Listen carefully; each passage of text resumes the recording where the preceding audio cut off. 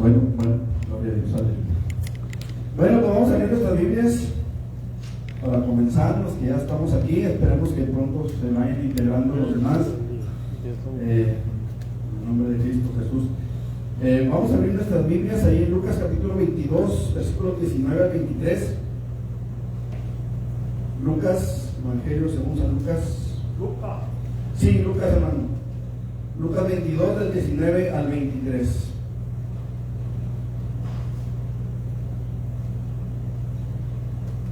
No sé si se le está acabando la pila, que el reloj que traigo a las 11:15 y aquel trae las 11:09. No sé si luego lo checamos. 11:14, ¿verdad? Sí. Ok, bueno, vamos comenzando, hermanos. Y vamos a guiarnos con ese de allá, por lo pronto, para tener nuestra hora completa de estudio. Amén. Bueno, voy a tomar su silencio como un amén. Gloria a Dios. Dice la palabra del Señor, Lucas 22, del 19 al 23. Lucas 22, 19 al 23. Dice la palabra: y tomó el pan y dio gracias y lo partió y les dio diciendo: esto es mi cuerpo que por vosotros es dado, haced esto en memoria de mí. De igual manera, después que hubo cenado, tomó la copa diciendo: esta copa es el nuevo pacto en mi sangre, que por vosotros es derramada. Mas he aquí, la mano del que me entrega está conmigo en la mesa. A la verdad, el Hijo del Hombre va según lo que está determinado, pero ay de aquel hombre por quien es entregado. Entonces ellos comenzaron a discutir entre sí quién de ellos sería el que había de hacer esto. Padre, en el nombre de Jesús, aquí estamos, Señor, para darte a ti la gloria, la honra, el honor y la alabanza, porque solamente tú, Señor, eres digno. Queremos rogarte, Dios, en el nombre de Jesús, que tanto en la escuela dominical como en el culto, en el mensaje de esta tarde, Señor, tu Espíritu Santo tome lugar y hable, Señor, a nuestro corazón y seamos edificados por tu palabra en el nombre de Jesús. Te pedimos, Señor, que apresures los pasos de quienes vengan en camino y permitas, Padre Celestial, que este lugar sea lleno, Señor, no solamente de almas salvas, Señor, sino de tu Espíritu Santo, Dios, en el nombre poderoso de Jesucristo. Amén. ¿Pueden sentarse, mi hermano? Mis hermanos, por ahí. Gloria a Cristo Jesús. Ok. Vamos a subir un poquito más de volumen para que se oiga más en el video. ¿Un poquito más de volumen? Que se vea muy bajito.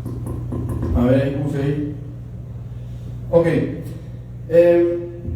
A través de la historia, hermanos, el concepto bíblico de la Cena del Señor ha sufrido controversias. No sé si recuerdan cuál es el tema de lo que estamos estudiando en estos días. ¿No? Estamos hablando de los sacramentos. ¿Se acuerdan cuántos sacramentos dijimos que había? Fox, dos. Amor y paz, no por ahí. Son dos sacramentos. ¿Cuál es el que vimos ya? El bautismo en agua. ¿Sí? Ese es uno de los sacramentos. El segundo sacramento que encontramos en las Escrituras es la Santa Cena del Señor. Este concepto bíblico de la Cena del Señor ha sufrido algunas controversias. La diversidad de opiniones ha confundido a muchos, ya sea por ignorancia o por error, y la solución está en apegarnos a lo que la Biblia enseña respecto a la Santa Cena. O sea, no vamos a poder salir de la controversia, no vamos a poder salir de las dudas o del error, a menos de que nos apeguemos todo lo que podamos apegarnos a las Escrituras, a lo que la Biblia nos dice. Amén. Muy bien, mis hermanos, pues el tema de hoy, ya vimos el bautismo en agua. Hoy nos toca comenzar a ver la Pascua y la Cena del Señor. ¿Cuál es el tema? La Pascua y la Cena del Señor. Es bien importante, hermano, que sepamos los términos que se utilizan en la palabra del Señor para que podamos entender lo que la Biblia nos está enseñando.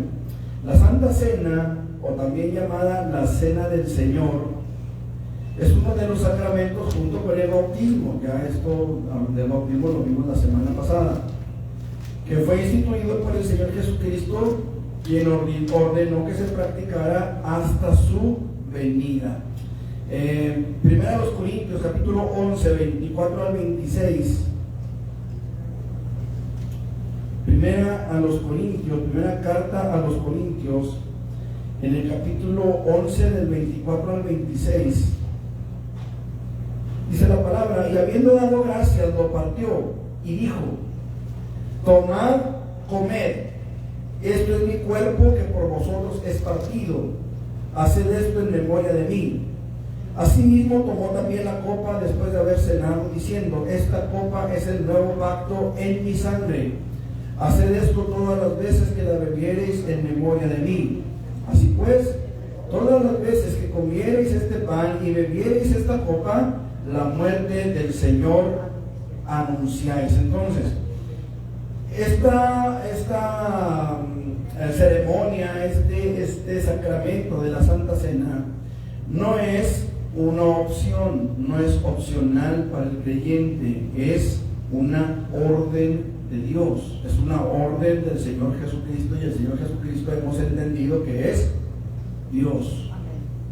Entonces es un sacramento, es un mandamiento santo, porque no lo da cualquier persona. No lo da el apóstol Pedro, no lo da el apóstol Juan, no lo da el apóstol Pablo, no lo da el apóstol Mateo, no lo dan ellos, lo da el Señor Jesucristo, ¿sí? No lo da ni siquiera Jacobo, el hermano de Jesús, lo da el Señor Jesús. Entonces es una orden que tenemos que cumplir, ¿sí? También es conocida como la comunión, ¿sí? La comunión, Primera de los Corintios, capítulo 10, versículo 16. Primera de los Corintios 10, 16, dice la palabra del Señor de la siguiente manera: la copa de bendición que bendecimos, ¿no es la comunión de la sangre de Cristo? El pan que partimos, ¿no es la comunión del cuerpo de Cristo? Entonces, a la Santa Cena también se le llama la comunión o la Santa Comunión. En la Biblia se le llama comunión. ¿Estamos? También se le llama Eucaristía. La palabra Eucaristía significa, en el griego, significa buena gracia. Buena gracia, eso significa, ¿sí? Buena gracia, y se traduce como acción de gracias. Cuando nosotros participamos de la Santa Cena, estamos haciendo una acción de gracias, pasamos en acción de gracias, comemos el pan, bebemos la copa, pero siempre en acción de gracias, agradeciendo al Señor por su sacrificio, agradeciendo al Señor por su sangre derramada, ¿sí? También se le llama en la Biblia partimiento del pan. Mateo 26, 26, que ya lo leímos ahorita, dice la palabra que Jesús tomó el pan y lo partió y lo dio a sus discípulos. En Hechos 2:42, Hechos 2:42, dice la palabra del Señor: y perseveraban en la doctrina de los apóstoles, en la comunión unos con otros, en el partimiento del pan y en las oraciones. El partimiento del pan. ¿Estamos? Entonces, existe un trasfondo histórico para la Cena del Señor. ¿Cuál sería ese trasfondo histórico?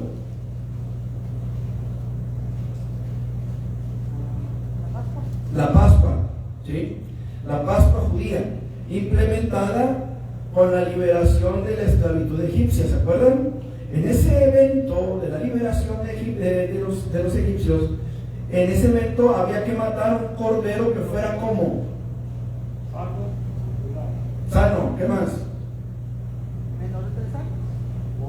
De 1 año de edad, sin defecto, es la palabra, ¿sí? Sin defecto. Es decir, tenía que ser un cordero cuyos huesos no se hubieran roto. O sea, que no hubiera andado en el campo, ¿verdad? Y de repente se le partiera una patita, que se atorara en una peña o algo y se fracturara un hueso. No podía tener una fractura. ¿Por qué no puede tener una fractura? ¿Quién me puede decir? Porque en el sacrificio de Jesús, porque en el sacrificio de Cristo, ninguno de sus huesos podía ser quebrantado. De hecho, cuando vemos en la crucifixión, cuando iban a romperle las piernas, no fue necesario por una sola razón. ¿Por qué?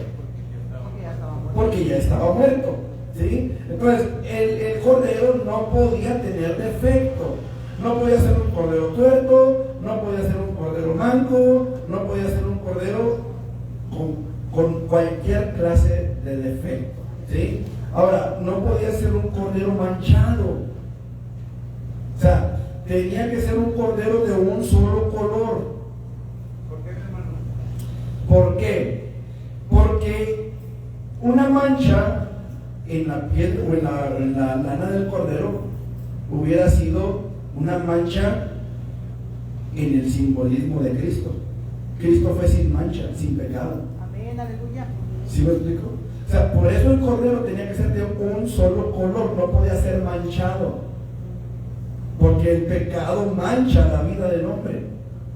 ¿Sí? ¿Se acuerdan cuando el apóstol Pablo dice, estos son manchas en sus ágapes? ¿Sí se acuerdan de ese pasaje? Estos son manchas en sus ágapes. ¿Qué es ágape?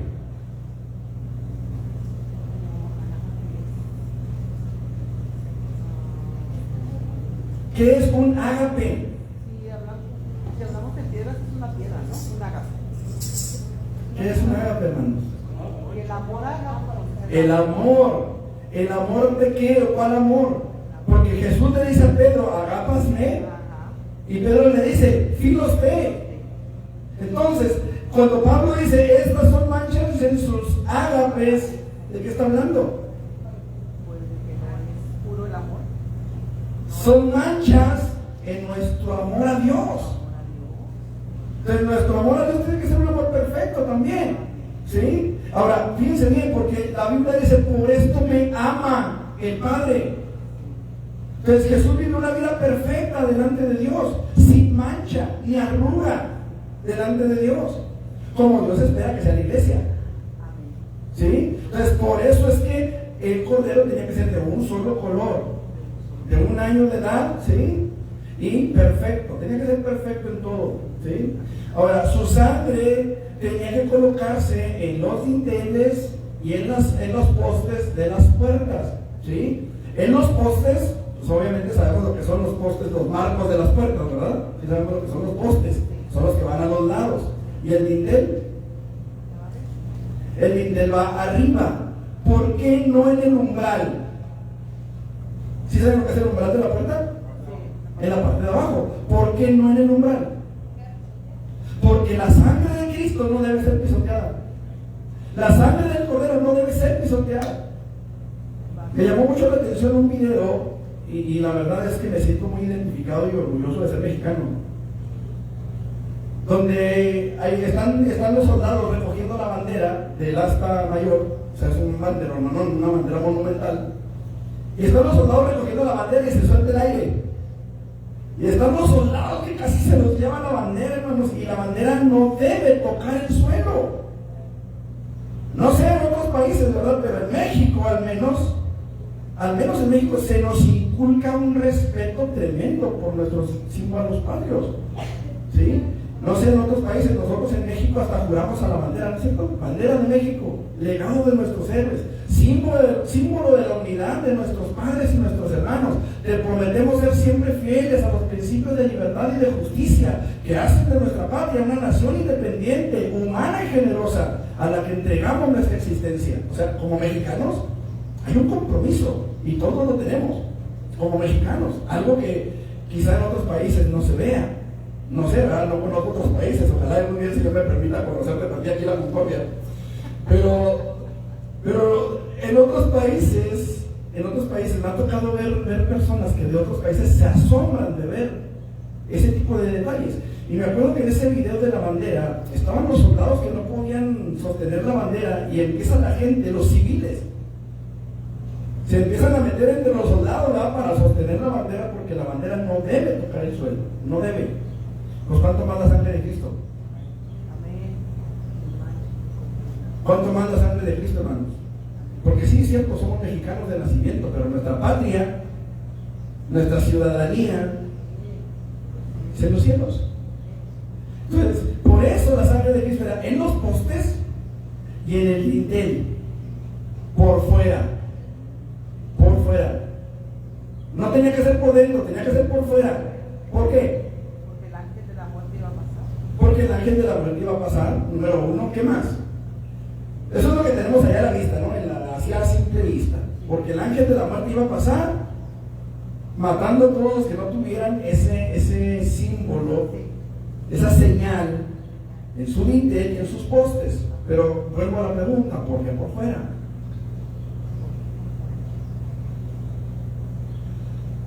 Va por ahí, Porque pero tenía que ser fuera del campamento. no. El ángel de la muerte tenía que identificar. Y la identificación pues tenía que ser por fuera. Imagínense que pongan la sangre por dentro, pues el ángel no la ve y entra y La ve de salida. la ve de salida cuando ya hizo todo lo que tenía que haber hecho adentro. Hermanos, esa sangre es testimonio. Es testimonio. Aquí ya sacrificamos al Cordero. Aquí ya lo sacrificamos. Nosotros sacrificamos al Cordero. Escuche lo que estoy diciendo y la fuerza de esa palabra. Yo sacrifiqué al Cordero. ¿Sí estamos entendiendo lo que quiero decir? Cada uno de nosotros sacrificamos al Cordero. De hecho, hay un libro que dice: yo maté a mi hijo. Yo no me quedé muy interesado. Yo me pongo el libro y lo creo que la vez que estaba viendo dije: yo maté a Jesús. Sí, Yo lo puse. es correcto. Fíjense que por mucho tiempo, y digo esto con todo respeto, y si hay algún católico que esté viendo este video más adelante podrá desmentirme, pero ¿por cuántos años se culpó al pueblo de Israel, a los judíos, de haber matado a Jesús? ¿Por cuántos años? No, es que este es un judío, estos mataron a Jesús. Escuche, porque al decir eso, si yo dijera eso de mi corazón, entonces yo me estoy autoexcluyendo del sacrificio de Cristo, del sacrificio vicario. ¿Me explico? Yo estoy renunciando voluntariamente al sacrificio que Cristo hizo por mí. Por eso el testimonio de la sangre del dintel y de los postes por fuera. Que la gente sepa que yo maté a Jesús, que Jesús murió por mí, en mi lugar, que si bien yo no clavé esos clavos en sus manos y pies, que si bien yo no puse la corona de espinas, que si bien yo no puse ese manto de púrpura en su espalda, en su ser, que si bien yo no estuve ahí escupiéndolo, pero fue por mis pecados, fue mi lugar, fue mi sacrificio para con Dios. ¿Sí me explico? Ahora, cuando usted no acepta que Jesús murió por usted, entonces usted queda excluido de Jesús, queda excluido de su perdón, del perdón del Padre,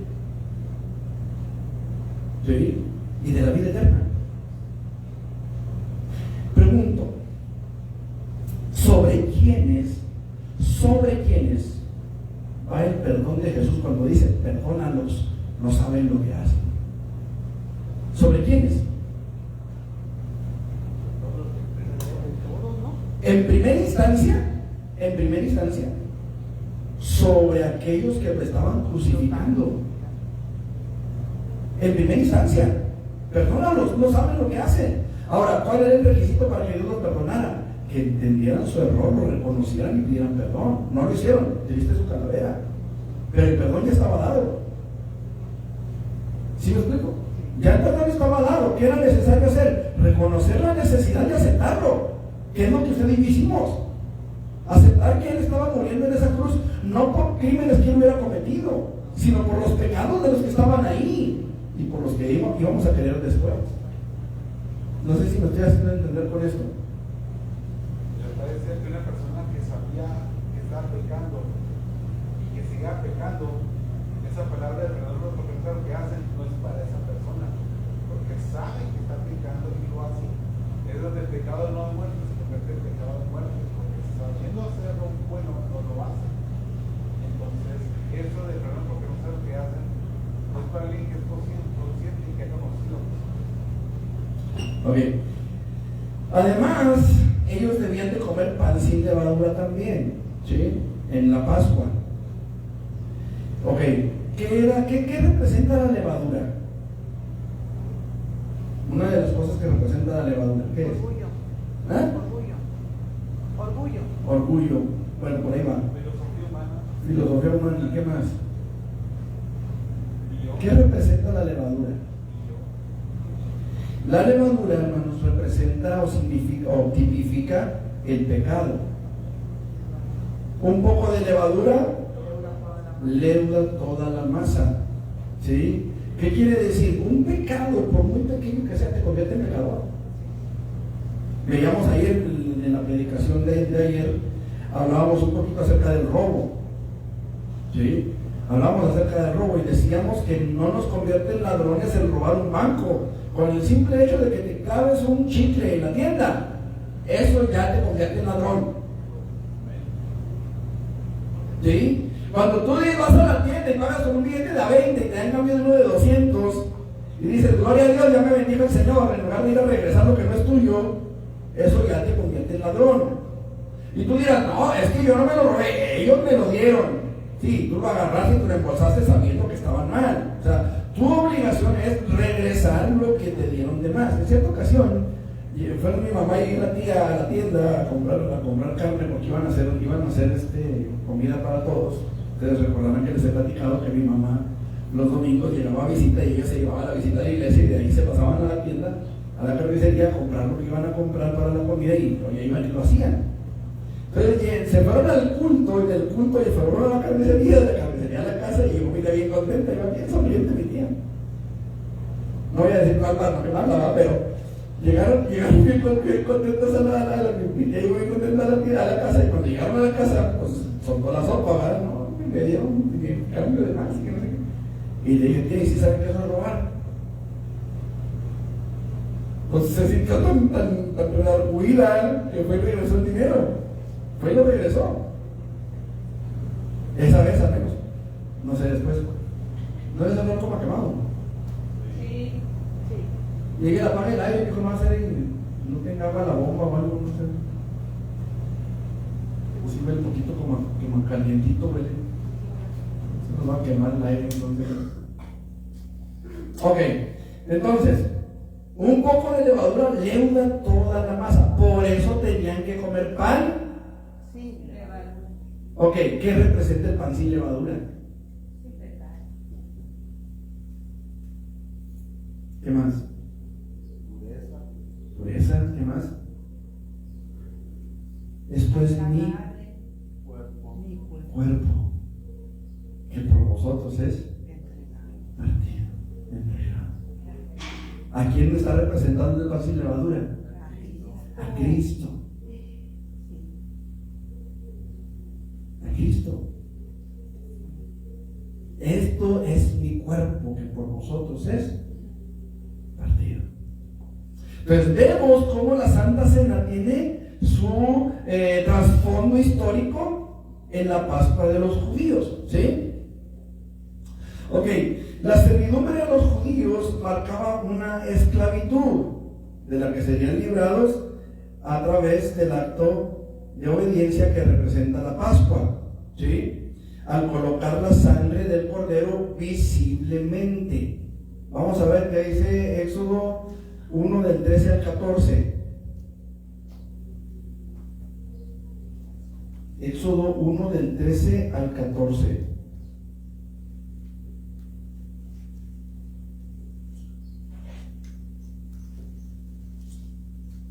Dice la palabra del Señor: y amargaron su vida con dura servidumbre en hacer barro y ladrillo y en toda labor del campo y en todo su servicio, al cual los obligaban con rigor.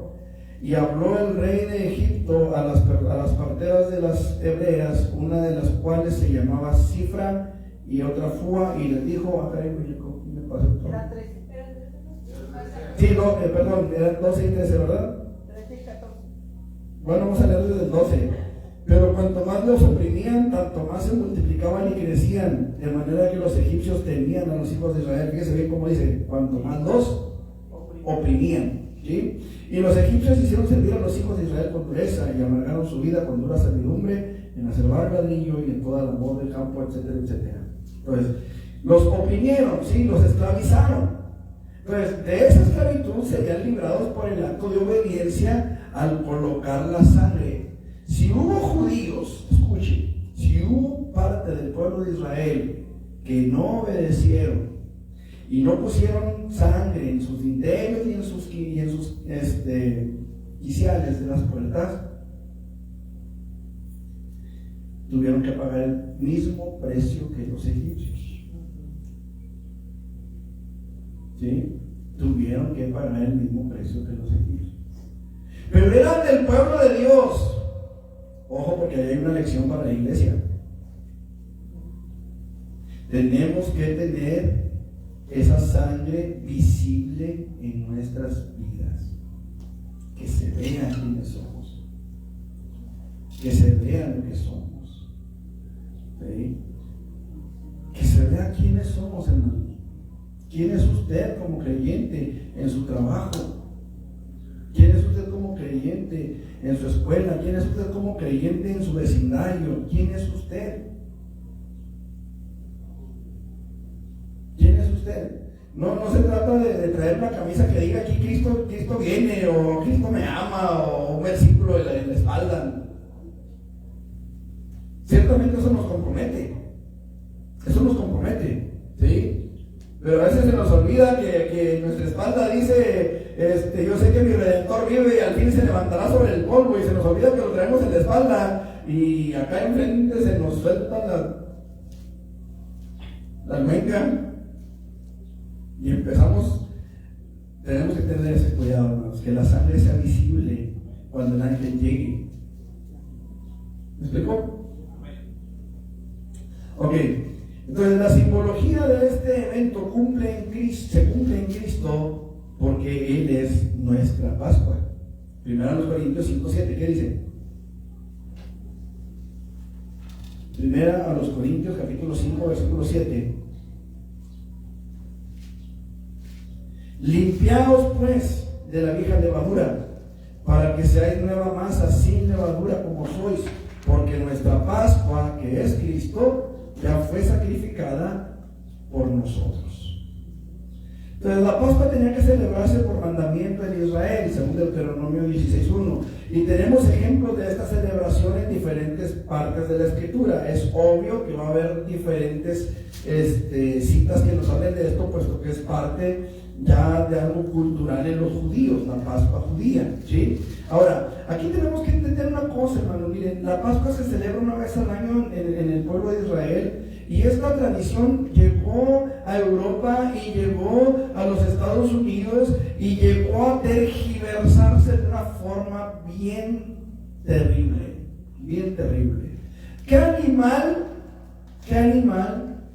nos dice la Biblia que debemos sacrificar en Pascua, aunque se debía sacrificar en Pascua?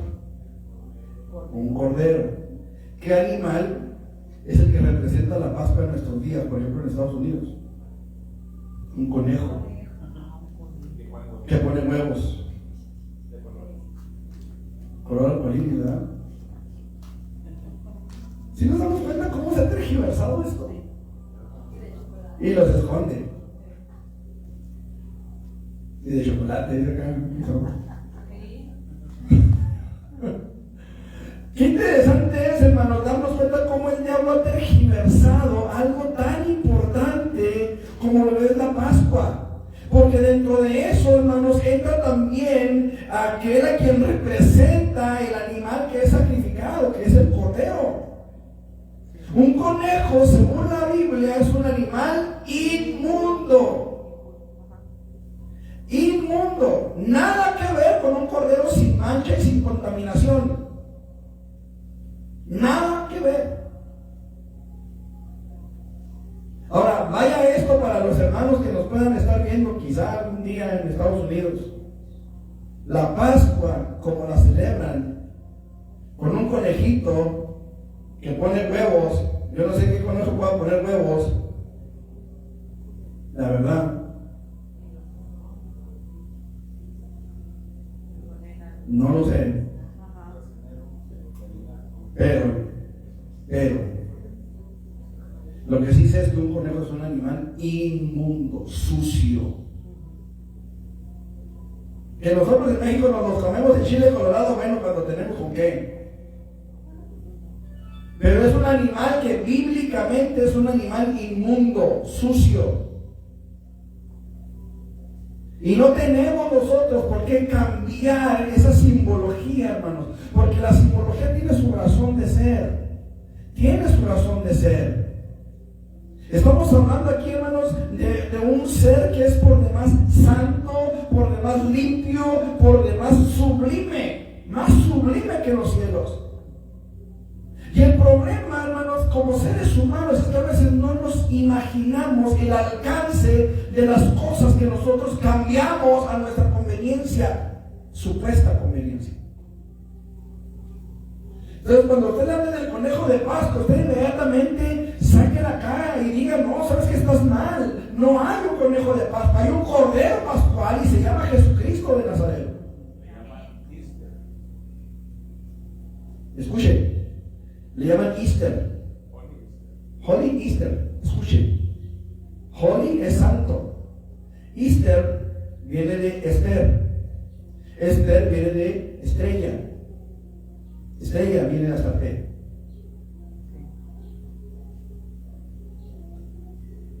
O sea, son detallitos, hermanos, son detallitos. Pero a mí me gusta mucho meterme en los detallitos, porque son los que nos dejan grandes enseñanzas.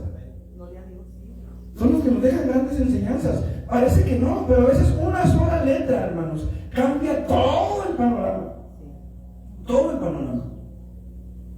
El martes pasado que estuvimos en la radio, no sé cuántos escuchaban el programa a las 10 de la mañana, que estamos en la radio, y hay un pasaje que mencionamos ahí en el programa, y es en Hebreos, si mal no me acuerdo, Hebreos 2, donde habla de cómo escaparemos nosotros si esperamos una salvación tan grande. Si no es Hebreos, es Santiago, es Hebreos.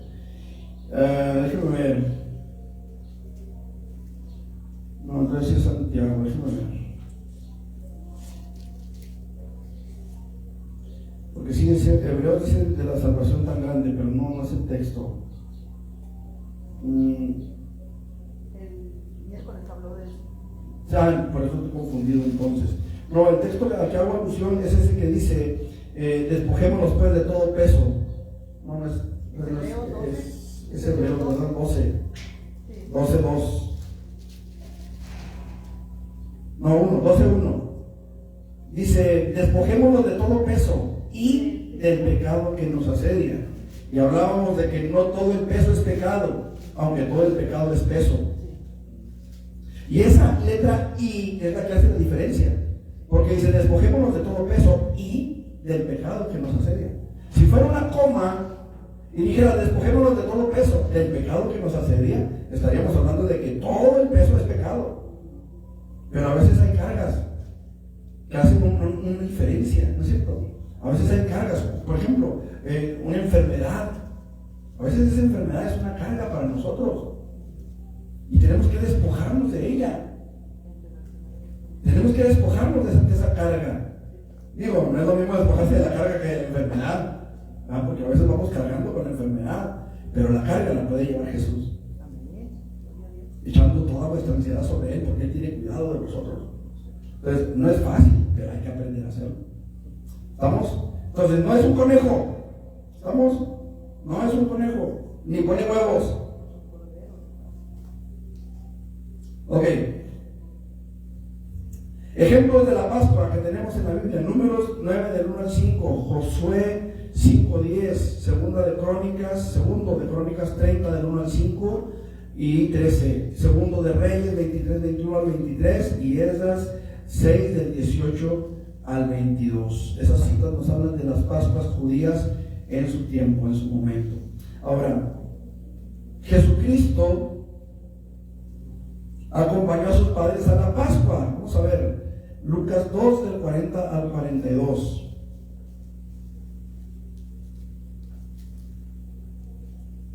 Lucas 2 del 40 al 42.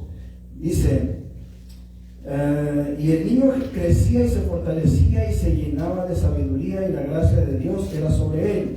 Iban sus padres todos los años a Jerusalén a la fiesta de la. Y cuando tuvo 12 años subieron a Jerusalén conforme a la costumbre de la fiesta. Entonces era una costumbre para ellos participar de la Pascua. ¿Estamos? Ok. En su ministerio Jesús participó de 3 Pascuas. En su ministerio participó de 3 Pascuas. Juan 2:23, ¿qué dice? No, 2:23. Juan 2:23. Estando en Jerusalén en la fiesta de la Pascua, muchos creyeron en su nombre, viendo las señales que hacía. Entonces aquí ya Jesús está participando en la fiesta de la Pascua, pero ya es un adulto.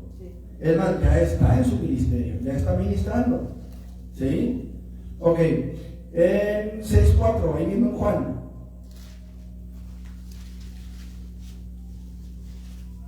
Y estaba cerca de la Pascua, la fiesta de los judíos.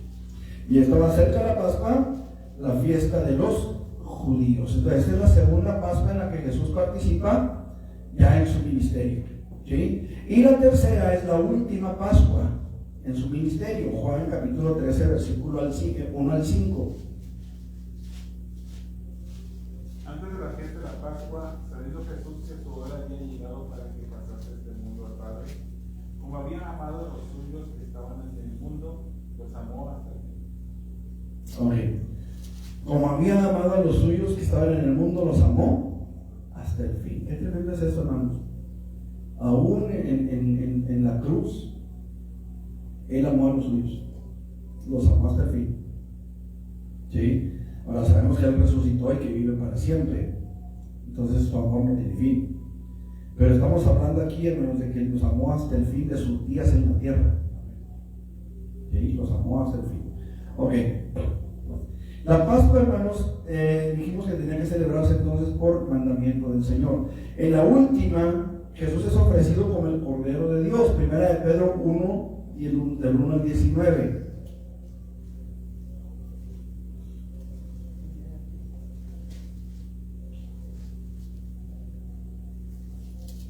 ¿Qué dice?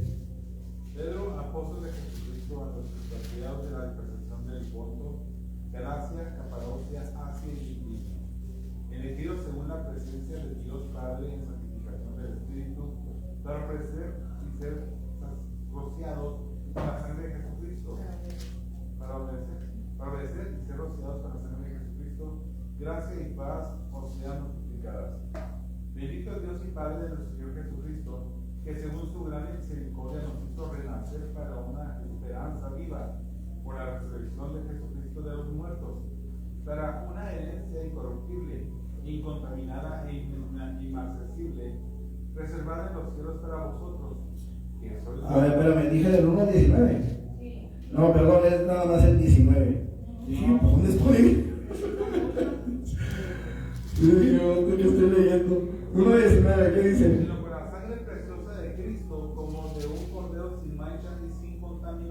Como la sangre de Cristo, ofrecido como un cordero sin mancha. Ok, fíjense que aquí hay algo interesante, hermanos, y espero que me entiendan, porque en cierta ocasión hablando con una señora, esa señora se molestó. Espero hacerme entender con ustedes. Jesús es comparado o es simbolizado por un cordero. ¿Sí? Un cordero es un animal. Entonces, esta persona se molestaba, ¿verdad? Porque yo le decía que Jesús mismo a veces hizo la comparación de sí mismo con un animalito. La señora se molestaba por eso, pero incluso Jesús se llegó a comparar con un buey. Con un buey. Y claro que en el contexto mexicano, pero la Biblia no se escribió en contexto mexicano. La Biblia se escribió en Israel. ¿Sí? Y Jesús dijo, llevad mi yugo sobre vosotros. ¿Qué animales llevaban el yugo? Los bueyes. Ahora, también los becerros. Pero cuando dice llevad mi yugo, él se está comparando con el buey, no con el becerro. ¿Sí? ¿Por qué? Porque el buey era un toro, ¿sí? Un toro experimentado en el trabajo de la tierra, en el arado. Eran los tractores de aquellos tiempos. ¿Sí? Entonces, cuando un becerro era puesto en un arado sin un buey que lo enseñara a trabajar, el becerro hacía los surcos todos torcidos. ¿Por qué? Porque no sabía caminar, por eso era el yugo. El yugo era un tronco al que a veces se le hacían una especie como de hoz o de ejes, si usted lo quiere ver al revés, ¿verdad? Que eran unos cortes que se ponían en el cuello del animal con una especie de herraduras de cuero rellenas para que no lastimaran el cuello de los animales, ni del buey ni del becerro que iba a ser entrenado. Ese era el yugo, esa barra de madera que iba en el cuello de los dos animales. Así cuando el becerro se quería ir para un lado, el buey experimentado no se lo permitía, porque el buey lo iba guiando, ¿sí?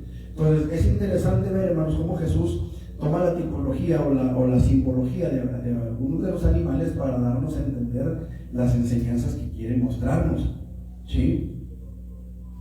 Entonces, esto es nada más un paréntesis en este sentido, pero sí es importante que entendamos por qué es importante la simbología. ¿Por qué me fui ahorita con lo del conejo? Es importante que entendamos las simbologías de esto, hermanos, para que no caigamos en el error. Ayer hablábamos acerca de la adoración a Dios, de la alabanza a Dios. Decíamos que cuando una persona adora a Dios con todo su corazón, con toda sinceridad, con toda honestidad, pero no lo hace conforme a la palabra, entonces su adoración, por muy sincera que sea, no es acepta delante de Dios. No es bien recibida delante de Dios. No es de olor grato delante de Dios. ¿Me explico? ¿Por qué? Porque no es lo que Dios quiere. Y hablábamos de los tacos, hablábamos de las tortas, hablábamos de cosas que nosotros simplemente no vayamos por el lado de la comida. Un carro. Cuando usted quiere comprar un carro, usted le checa el motor, usted le checa las llantas, le checa el piso, le checa lo que puede checarle, porque no quiere comprar problemas. ¿Verdad? Había un hermano, cosa curiosa, para que no le pase a usted, se lo digo. El hermano se puso a orar: Señor, yo quiero un carro, Señor. No le hace que nomás ir a la iglesia y a la casa, Señor, y al trabajo y a la casa. El día que se les ocurrió salir de día de campo, se quedaban tirados. No compramos un carro para eso. No queremos problemas. ¿Cierto o falso? Por eso le revisamos de todo a todo, las placas, de todo, los frenos, todo le revisamos.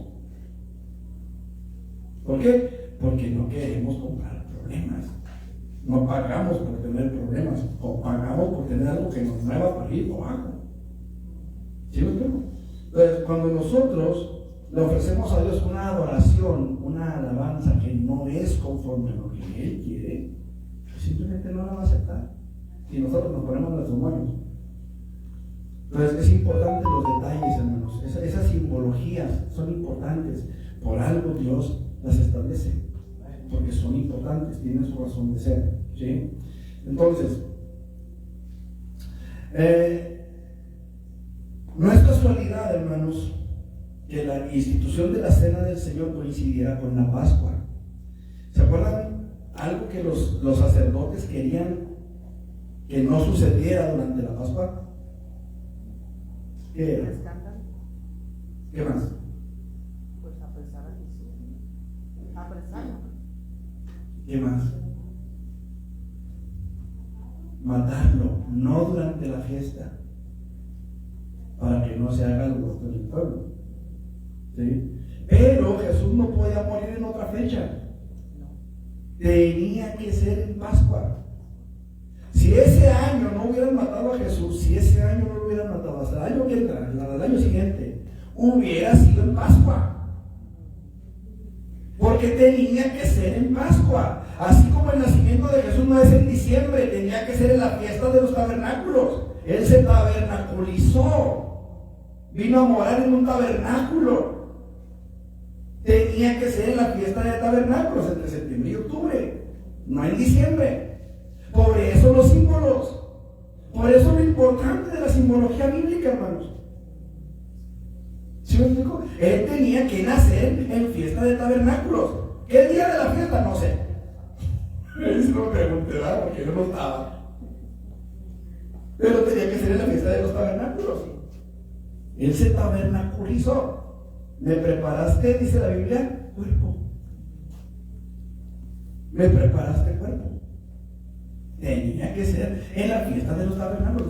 Cada fiesta tiene su porqué. Quizás, si el Señor lo permite, después podamos tener un estudio sobre las fiestas judías. No para que nos salgamos allá a la calle a poner una tienda de campaña, sino para que sepamos lo que significa. ¿Sí, verdad?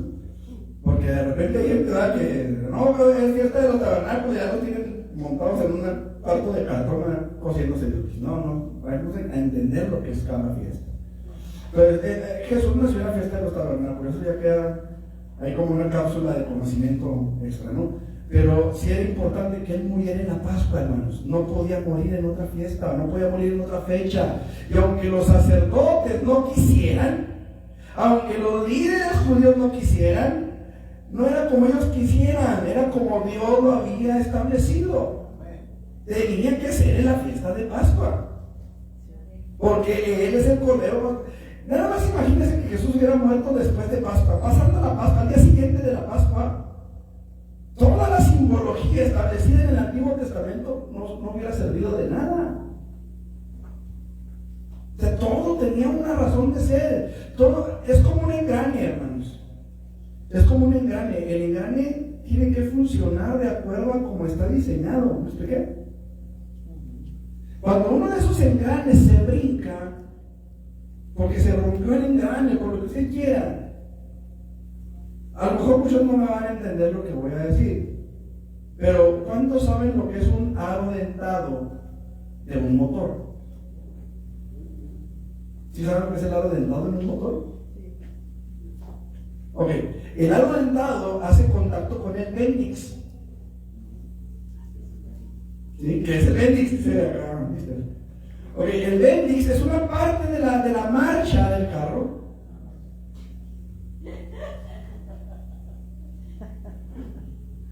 Es una parte del carro que sale de la marcha, es una especie de resorte que sale, no es por un resorte, es por la corriente eléctrica. Esta parte sale girando. Y cuando sale girando, hace contacto con sale girando y hace contacto con el aro dentado, y como va girando a gran velocidad, mueve el aro dentado, ¿sí? Hace esto, mueve el aro dentado, y ese giro que hace que los pistones que van dentro del motor se empiecen a funcionar, y cuando empieza esa función, succionan la gasolina que se evapora. Se sabe que por eso se llama gasolina, es un aceite que se gasifica. ¿Sí? Y ese gas es lo que explota con la chispa de la bujía, que es una bujía, va a decir aquí.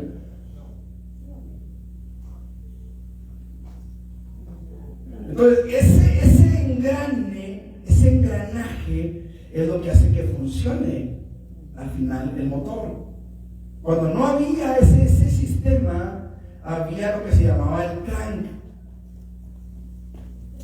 ¿Qué es un crank? El crank era una varilla como la que algunos gatos usan, que no son hidráulicos, que son de resorte, de tornillo, y se le da vuelta y sube el gato y baja el gato. Bueno, el crank era una varilla como esa que le daba vuelta a uno al crank, ¿sí? En lugar de la marcha, y era lo que hacía que explotaran los pistones y arrancaran. También se usa más o menos ese sistema, se usaba para encender los aviones, las avionetas. Se le daba vuelta a la hélice y empezaba, ¿sí? Ok, entonces, ¿por qué me fui al engrane? Por los símbolos. Cada símbolo tiene su lugar y tiene su porqué. Cuando uno de esos engranes, cuando uno de esos dientes ya no engrana, ya no hace la función, porque está mocho, entonces ya no funciona. ¿Me explico? Cuando un símbolo es quitado, entonces el engrane del plan de Dios ya no funciona. Por eso, aunque ellos dijeran, no es la fiesta, no, ¿cómo no? Esa como Dios dice, no como a nosotros se nos ocurre. ¿Sí estamos hasta aquí? Sí. Ok, entonces tenía que ser en Pascua. Mateo 26, 18 al 19.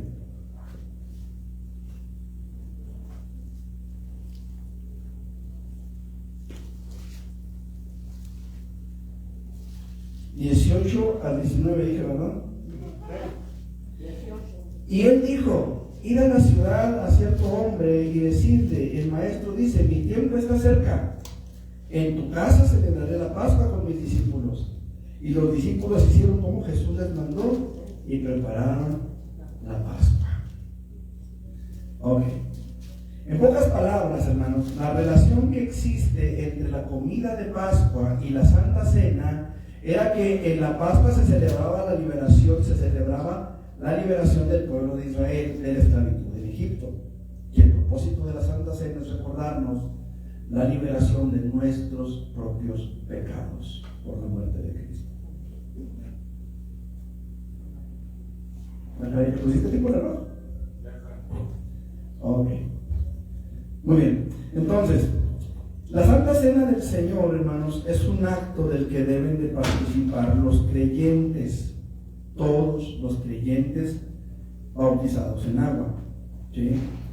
Al hacerlo, primero mostramos obediencia al mandamiento divino, que dice: tomad, comed. Coma así del pan y beba de la copa. Es un mandamiento, hermanos. ¿Sí? Ahora, hablando de los símbolos, no recuerdo si lo voy a ver más adelante, no me acuerdo si lo puse.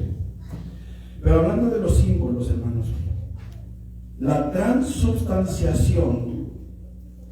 ¿Saben lo que es la transubstanciación? Sí, pero ¿qué es? Que se convierte en el cuerpo y en la sangre de Cristo. En el real cuerpo y la real sangre de Cristo. Eso, hermanos, es una blasfemia. Eso es una blasfemia. ¿Por qué? Porque decir que es una herejía. Decir que la sangre de Cristo o que el cuerpo o que el pan se convierte en el verdadero cuerpo y el vino en la verdadera sangre de Cristo es sacrificar a Cristo una y otra y otra y otra y otra y otra y otra y otra y otra y otra vez. De hecho, el nombre completo de la misa, ¿sí saben cuál es? ¿No? ¿No saben cómo se llama la misa? ¿Cuántos años fueron católicos? Desde que nací, uno. Desde que nací Hasta los 37 años. Ok, el nombre completo, el nombre original es el sacrificio de la Santa Misa. Así se llama, el sacrificio de la Santa Misa. De ahí de la palabra misa viene la palabra Christmas. ¿Sí? La misa de Cristo, eso significa Christmas. Para los que piensan que significa Navidad, no, significa la misa de Cristo. Ok. El asunto es es el sacrificio de la Santa Misa y consiste en que por una oración del sacerdote, ahí en el sagrado, ¿sí? sagrado, ¿sí? Santísimo, no sé cómo dice, es un cuadrito que regularmente es de oro en el altar, ¿sí? Y de ahí sacan la copa y sacan la hostia. Se supone que con una oración del sacerdote se convierte en el real cuerpo de Cristo y en la real sangre de Cristo. Esto, hermanos, es una herejía. Es una herejía. Fíjense bien por qué lo digo.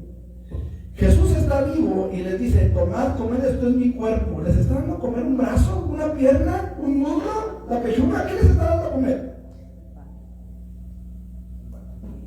Pan. Es un símbolo, hermanos, un símbolo. ¿Me expliqué? No se rasgó una vez, le dijo: tomad, bebed, todos este es el nuevo pacto en mi sangre. No hizo eso. Tomó el vino y lo tomó como símbolo de su sangre. Es un símbolo. Yo no puedo, hermanos, enseñarles a ustedes que cada domingo vamos a sacrificar a Cristo otra vez. porque es una herejía. La Biblia dice que Él murió una sola vez, el justo por los injustos, para llevarnos a Dios. Decir que cada domingo sacrificamos a Jesús es declarar la ineficacia de su sacrificio. ¿Por qué? Porque los sacrificios del Antiguo Testamento fueron ineficaces a causa de que no podían cambiar la conciencia del hombre. Su corazón no podía ser cambiado, no podía ser transformado como lo es ahora por la sangre de Jesús. O sea, decir que cada domingo vamos a sacrificar a Jesús es declarar a todas luces que su sacrificio es inútil, que su muerte fue un fracaso, su ministerio fue un fracaso, como por ahí dijo el Papa Francisco. No, hermanos, Jesús no fracasó, ni su sacrificio fue en vano, ni es necesario estarlo repitiendo y repitiendo y repitiendo. Eso es una herejía. Eso es una herejía, y nos llaman herejes a nosotros. Madre de Dios. Esa es una herejía en todas las letras, con todas sus letras.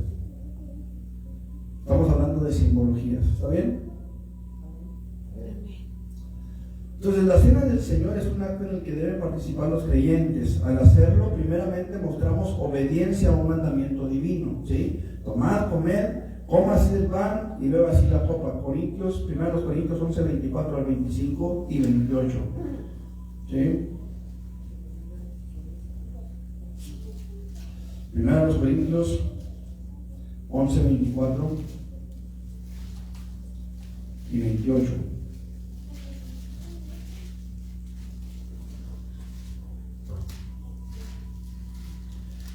Perdón, 11, 24 al 25 dice que habiendo dado gracias lo partió y dijo: tomad, comed. Esto no es alternativo, esto es tomad, comed.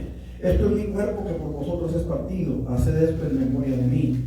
Asimismo tomó también la copa después de haber cenado, diciendo: esta copa es el nuevo pacto en mi sangre, haced esto todas las veces que lo bebiereis en memoria de mí. Versículo 28, por tanto, pruébese cada uno a sí mismo y coma así del pan y beba de la copa. Pues en segundo lugar, hermanos, en primer lugar, entonces obedecemos un mandato divino, por eso lo comemos, ¿sí? En segundo lugar, recordamos los padecimientos de Cristo. Haced esto en memoria de mí. Cada vez que probamos la Santa Cena, lo hacemos recordando sus padecimientos por nosotros. ¿Está bien? En tercer lugar, anunciamos al mundo su sacrificio vicario, es decir, en nuestro lugar, a fin de saldar la deuda que ni usted ni yo hubiéramos podido pagar jamás. ¿Sí? Dice: la muerte del Señor anunciáis. Cada vez que comemos la Santa Cena, estamos anunciando que Él murió por nosotros. ¿Estamos? Ok. En cuarto lugar, anunciamos que Él viene, porque dice: hasta que Él. Entonces, cuando nosotros comemos la Santa Cena, estamos anunciando sin palabras que creemos que Él volverá, que Él viene por su pueblo, ¿sí? Hasta que Él venga. Finalmente, participamos en un acto de comunión, la comunión de la sangre de Cristo, la comunión del cuerpo de Cristo. 1 Corintios 10, 16 al 17. 10, 16 al 17. La copa de bendición que bendecimos no es la comunión de la sangre de Cristo, y el pan que partimos no es la comunión del cuerpo de Cristo. Siendo uno solo el pan, nosotros, con ser muchos, somos un cuerpo, pues todos participamos de aquel mismo pan. Entonces, participamos de un acto de comunión. ¿Preguntas hasta aquí, hermanos?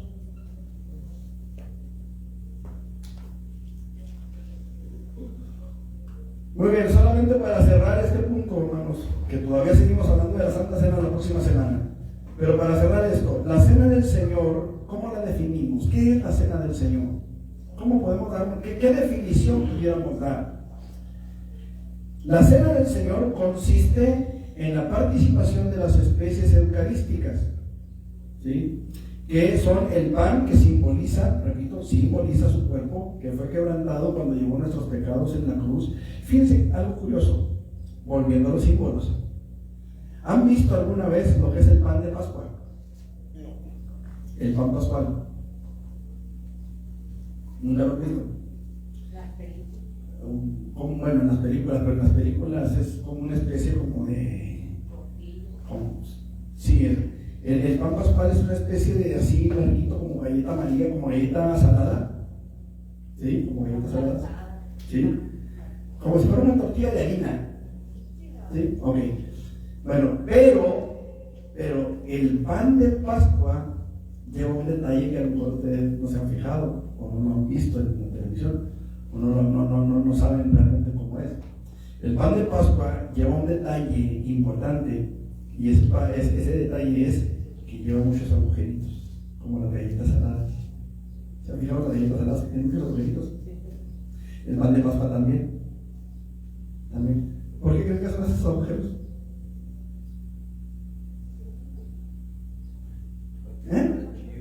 No. ¿Ah? Los agujeros que tiene Cristo, ¿no? Por ahí va. Representan los padecimientos del cuerpo de Cristo. Todos esos agujeritos. Si nos vamos al Salmo 22, por ejemplo, dice: horadaron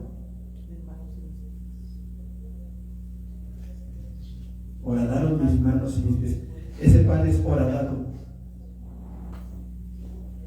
Lleva muchos agujeritos, muchos orificios. Volvemos al punto de los símbolos, que muchas veces los propios judíos no lograron entender. Representan los padecimientos físicos, porque están en el cuerpo, en el pan. ¿Sí me hice entender? ¿Sí me entendieron el simbolismo? Recordé esa parte apenas ahorita. Bueno, entonces la cena del Señor consiste en la participación de las especies eucarísticas, el pan que simboliza su cuerpo, que fue quebrantado cuando llevó nuestros pecados en la cruz, y el fruto de la vid, es decir, el vino que representa su sangre, que fue derramada para de esta manera sellar el nuevo pacto con los hombres. Son símbolos que expresan nuestra participación de la naturaleza divina de nuestro Señor Jesucristo. Tengo citas bíblicas, pero las vamos a ver la próxima semana, ¿está bien? La Santa Cena es un mandato para todos los creyentes, un recordatorio de sus sufrimientos y su muerte, y una profecía de su segunda venida hasta que Él venga. ¿Preguntas? ¿Comentarios? ¿Entendieron todos? ¿Se quedaron así?